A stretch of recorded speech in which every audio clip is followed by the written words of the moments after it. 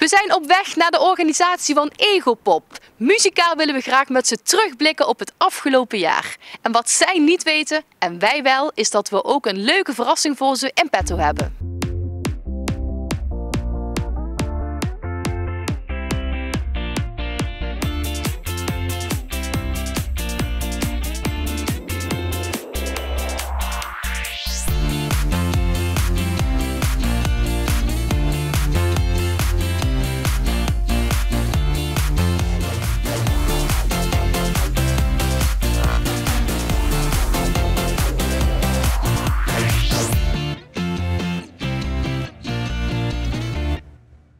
Bart, Egopop 2023, hoe kijk jij daarop terug?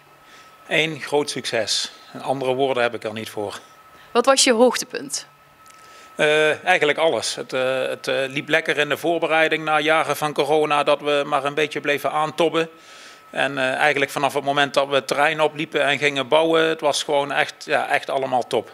Okay. Dus niks meer aan doen, strikje eromheen. Ja, precies. Strikje eromheen en vooral nagenieten van alle lovende woorden die we tot op de dag van vandaag nog krijgen. Oké, want hier krijg je vandaag de dag nog steeds. Ja, echt. Elk weekend waar ik ook kom, geen gesprek wat bijna niet over Egopop gaat. Nou, dat is pas echt een compliment.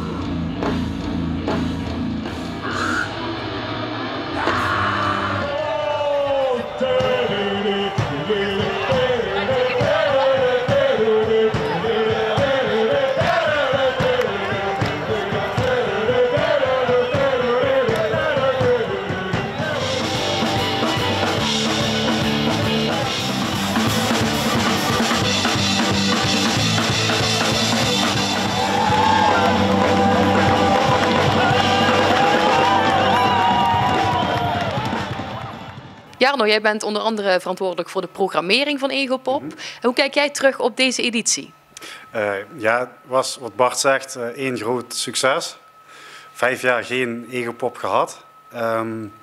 Radicaal van koers gewijzigd. Dus dan is het grootste compliment dat je kunt krijgen is een volle festival volwijden. Ja, daar hebben we met z'n allen super hard voor gewerkt. En als dat dan... Ja, als je daar dan over het festivalterrein loopt en dat ziet, dat is echt onbetaalbaar.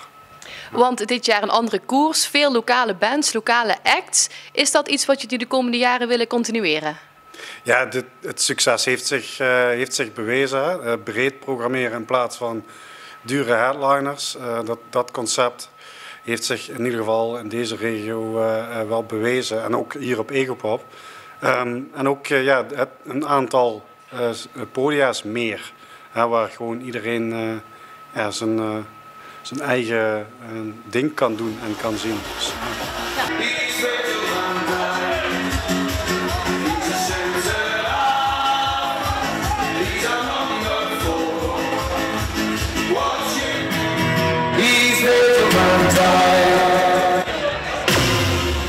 Het feit dat jullie dit jaar veel met lokale acts hebben gewerkt is niet onopgemerkt gebleven, want ik mag jullie namelijk een prijs uitreiken. Voor de eerste keer.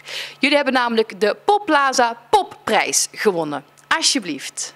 Dankjewel. Dankjewel. En dat is omdat jullie je maatschappelijke betrokkenheid bij de inwoners in Pelemaas zo groot is en daarvoor veel hebt gedaan. Dus deze prijs als stimulering, ontzettend bedankt daarvoor. Wat is jullie eerste reactie? Ja, top. Dat stimuleert alleen maar om in 2025 er nog wat mooiers van te maken. Absoluut.